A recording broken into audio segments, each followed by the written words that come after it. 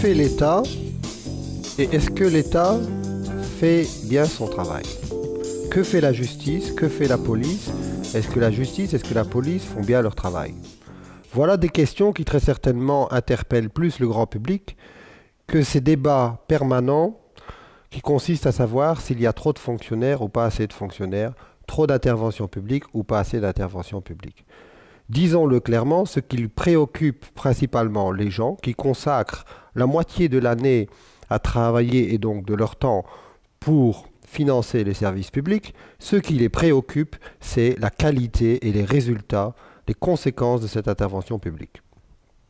De plus en plus, une pression démocratique se fait entendre qui souhaite plus de clarté et plus d'efficacité dans l'utilisation des fonds publics. Elle veut des résultats en retour, des grands investissements qu'elle consacre au financement de l'État. Pourtant, quand on parle de performance au niveau de l'État, ça reste un sujet tabou. Tabou principalement dans le monde politique, parce que ça ne fait pas partie de la culture du monde politique, pour qui l'obligation de résultat est tout à fait inhabituelle. En politique, on cherche à dégager des moyens pour poursuivre des objectifs, mais on ne se soucie que très peu d'un engagement sur des résultats concrets. Face à cette pression démocratique pour plus de résultats, plus d'efficacité et plus de clarté dans l'utilisation des fonds publics, plusieurs pays ont entamé un effort de construction d'indicateurs de performance. Ces indicateurs de performance ont dû être développés avec beaucoup de prudence et beaucoup d'intelligence. Il y a pour cela 4 raisons, 4 difficultés majeures que l'on rencontre dans l'utilisation et dans la construction des indicateurs de performance. La première difficulté, c'est avant de parler de performance, il faut savoir quelle est la cible que l'on poursuit. Quel est l'objectif que l'on se donne? Il faut donc une clarification des objectifs et la particularité du secteur public, à la différence du secteur privé, c'est qu'il poursuit plusieurs objectifs simultanément. Il court après plusieurs lièvres. Il vise plusieurs cibles. Et donc, il faut s'entendre sur les objectifs à poursuivre. Je voudrais prendre comme exemple les objectifs de la justice. Si vous regardez le rapport d'activité du ministère de la Justice, vous ne trouvez pas de définition claire des objectifs.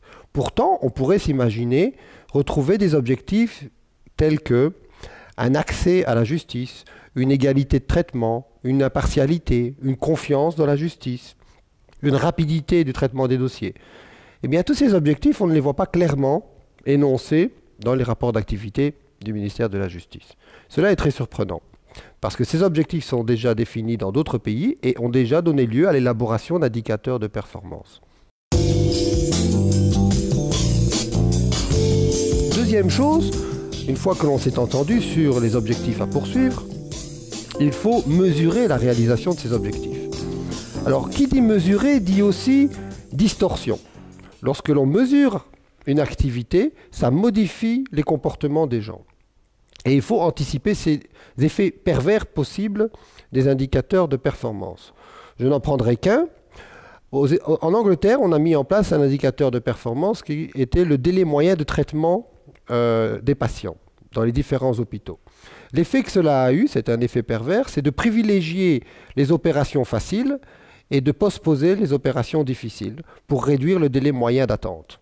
Évidemment, on comprend bien que ce n'est pas un effet souhaité d'un indicateur de performance. Il faut donc des indicateurs de performance qui encouragent ce que l'on désire et qui n'encouragent pas ce que l'on ne désire pas. La troisième difficulté, après ces risques pervers des indicateurs de performance, la troisième difficulté consiste à l'interprétation des indicateurs. Un indicateur ne dit pas le vrai ou le faux.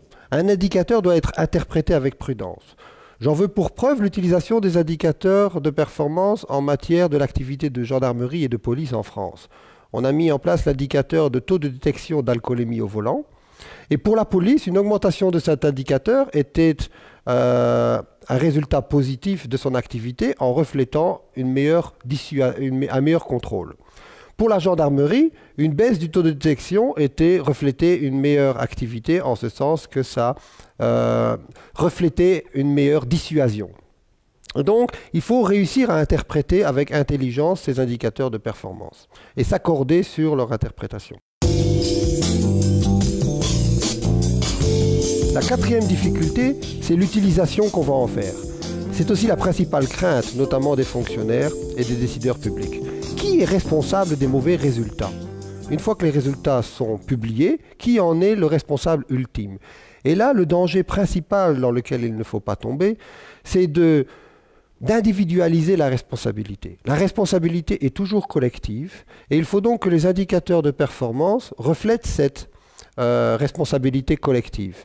Il faut aussi qu'elle reflète cette particularité du service public, que le résultat ne dépend pas uniquement de la contribution du fonctionnaire, mais aussi de la participation de l'usager.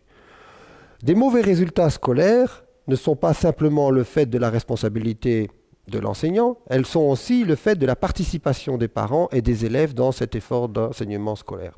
Et donc, il faut bien faire en sorte que ces indicateurs de performance encouragent tant les utilisateurs que les producteurs de services publics à participer et à améliorer les résultats.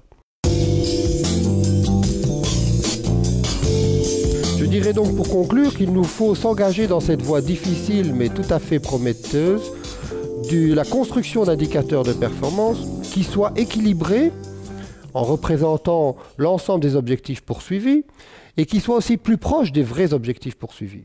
Des indicateurs de performance qui encouragent l'effort collectif plus que l'effort individuel, qui encouragent la participation des usagers et des indicateurs de performance qui encouragent ce que l'on désire et qui découragent ce que l'on ne désire pas.